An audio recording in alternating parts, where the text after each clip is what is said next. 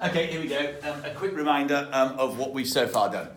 So, what we've been looking at, obviously, is theory of the firm, and we've been trying to understand, the basis of firms' cost structures. And what we said is that most firms operate in the short run. The short run is the period of time in which there is at least one fixed factor of production. Usually that's going to be something like land or capital, but obviously in principle those could be variable. So in principle we could get more, more capital particularly. What we said then is that because there's a fixed factor of production, what that means is that initially, eventually what's going to happen is you're going to get diminishing returns. That's diminishing returns to the variable factor. So as we add more and more of variable factor to units of the fixed factor, what's going to happen is that eventually it's going to get harder and harder to produce. So, it's my head off the top of it. I bet it probably is. Okay, so we said that at the very so eventually we're going to get diminishing returns. Initially though, as the Wonder Pets would argue, what's going to work? Teamwork. What we said is that it may be possible to get increasing returns to the variable factor. What that means is that initially then, if we were to show, suppose this is workers, and suppose this is units of output, what we said is that perhaps initially each extra worker can produce more than the one before. So the first extra worker adds, say, 7, the second extra worker adds plus 9, the third extra worker adds plus 11, and so on. Eventually, though, so after the third worker, we're arguing diminishing returns set in, so my marginal product of labour curve looks like that. We said, well, what's the impact of that on total product? Well, what we can see is that, the line was there for a reason, what we can see is that in terms of total product, when we have one worker, output goes up by 7. When I have a second worker, it goes up to 16. So what's happening is it's rising quicker and quicker. It rises by a bit, then a bit more, then a bit more. So total product up until here is rising more and more quickly.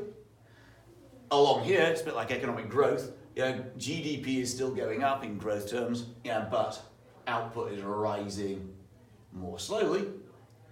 After that point, we then have negative returns. So that's my total product. So here we have increasing returns to the variable factor. Here we have diminishing returns to the variable factor, and here we have negative returns to the variable factor. So when marginal product is rising, total product rises more quickly. When marginal product is falling, total product rises more slowly. And finally, when marginal product is negative, then total product is actually falling. So we said, well, so that's the extra worker. That's the total so far. We also said, what about average product? What does that mean about, what is our productivity, which is measured by output per worker? Neither of those show that. Productivity, is then average product. It's saying, well, if the first worker adds 7 and the second one adds 9, on average, output per worker for 2 workers is 8. 7 plus 9 divided by 2. And what we said is that as long as the next unit, the output of the next unit is more than the current average, then the average is going to go up until this point. So even though the marginal is going down here, the average still rises. After that point, the average product then starts to fall. So that was our physical relationships. And we said, well, what was the point of looking at any of that? The point of looking at it was to try and understand about the firm's costs. And we said, well, okay, as far as costs are concerned, a firm, again, has 2 broad types of costs. It has fixed costs, and it has variable costs.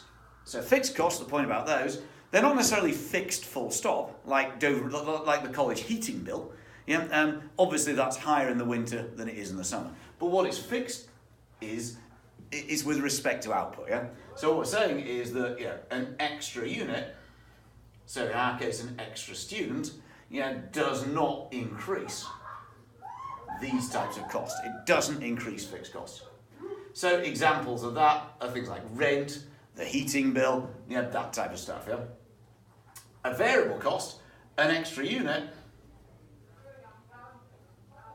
does increase total variable costs. So obviously that's things like components. Yeah, if you build one car, you need one engine. If you build two cars, you need two engines. Yeah, so therefore the component cost of an engine, yeah, that's an example of a variable cost. Yeah. So what we then went on to say is, well, let's look at, well, what does all that look like? Yeah, and the first thing we said is, well, let's look at firms. Yeah, let's look at firms' fixed costs. Yeah, and we said, well, okay, so if we take fixed costs, yeah, if that's output and that's my costs, yeah, well, what we said is that, yeah, as output rises, well, guess what? Yeah, your fixed costs in total remain the same. So if I've got a pilot and he's flying a plane, or she, yeah, and we're paying them, you know, for that flight, we're paying them, say, 800 quid. Yeah, if we've got one passenger on that plane, well, it's going to be bloody expensive, isn't it? Yeah, one passenger, the cost of the pilot is £800 per passenger. If I've got two passengers, the cost of the pilot suddenly drops to £400 for each of them. I mean, still 800 quid. 2 times 400 is 800. If I've got four passengers, well, guess what? The cost per passenger is now 200 quid. So what we said is that my fixed cost per passenger, the fixed cost per unit, looks like that. That's my average fixed cost. And what we said is that firms have a lot of fixed costs. Yeah, and we talked about the idea of airlines. We talked about internet service providers. We talked about, you know, kind of music streamers, yeah, and so on. What they want is as many customers as they possibly can. You know, they'd like to spread their fixed costs over as many units. Hence, we talked about this idea that airlines often overbook, yeah, and so on and so forth. We then said, well, okay, so those are our fixed costs. We then said, well, what about variable costs? So with variable costs, we said, well, right, okay. What the key, the main variable cost that we're interested in, yeah, is marginal cost.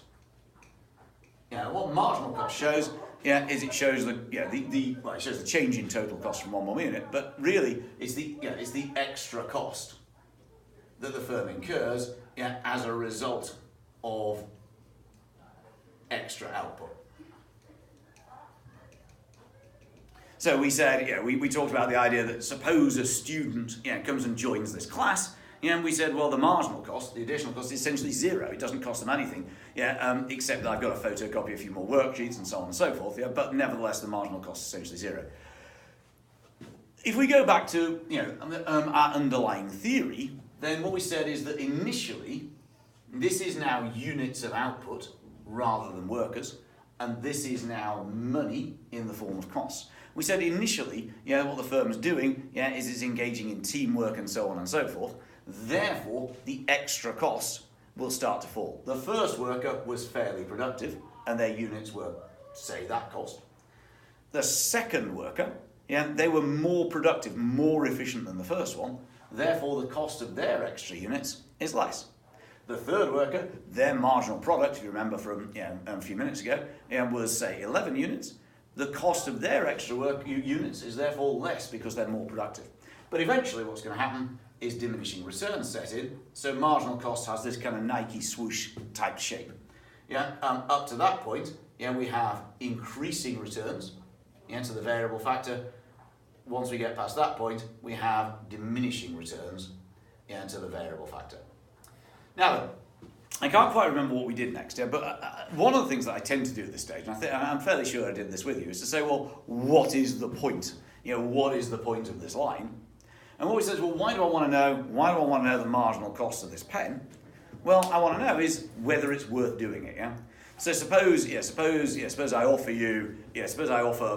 offer me to come and, you know, teach an extra lesson out at your house or something, yeah? And you offer me 10 quid, well, I'm going to say, well, is that worth it? Yeah, you're going to pay me 10 quid, but yeah, I've got to drive out there, how much petrol is it going to cost me, blah, blah, blah, blah, blah. I'll compare the extra revenue that you're offering me with the extra cost of doing it. And what we said is, suppose that I offer you a price, yeah, of 100 quid, then the reason that marginal cost is interesting is, well, we'll say, well, as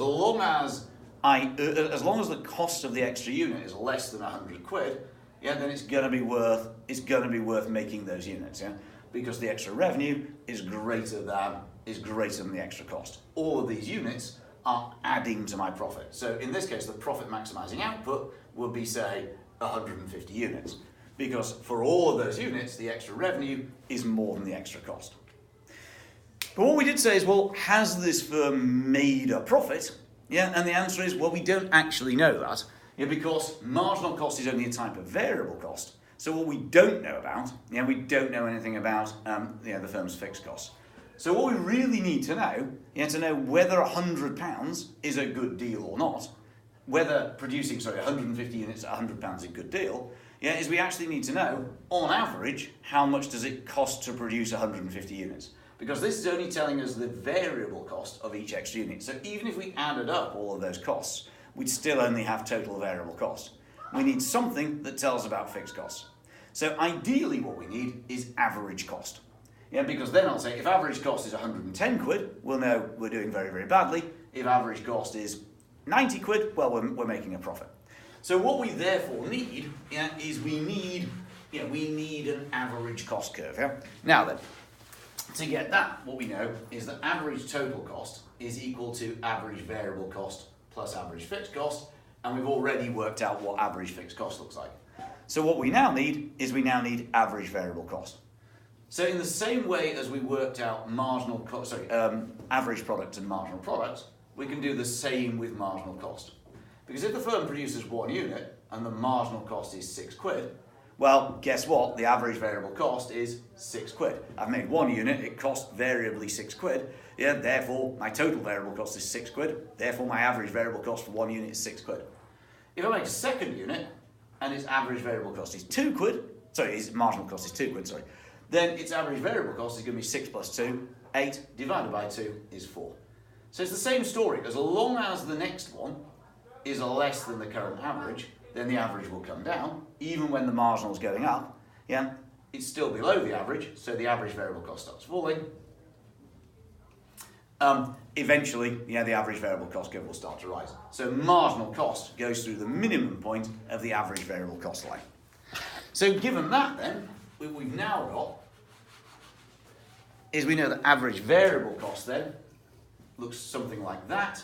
We know that average fixed cost, if we ignore the first few units at least, average fixed cost looks something like that. So what does average total cost look like? What we said is it looks like, for that unit there, X, the average fixed cost was, say, 8 quid. The average variable cost is, say, 12 quid. Therefore, average total cost is 20 quid. We're just adding the fixed cost onto the variable cost.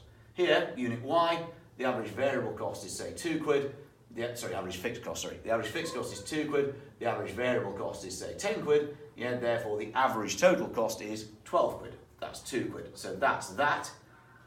That's that. We're just adding fixed cost, the average fixed cost, onto the average variable cost to get average total cost. And obviously, they get closer and closer together. Because we're adding on a smaller and smaller amount because the fixed costs are being spread over a large number of units. And therefore what we finally said was, well, if we want to know overall how profitable is the firm, the answer is, well, what we need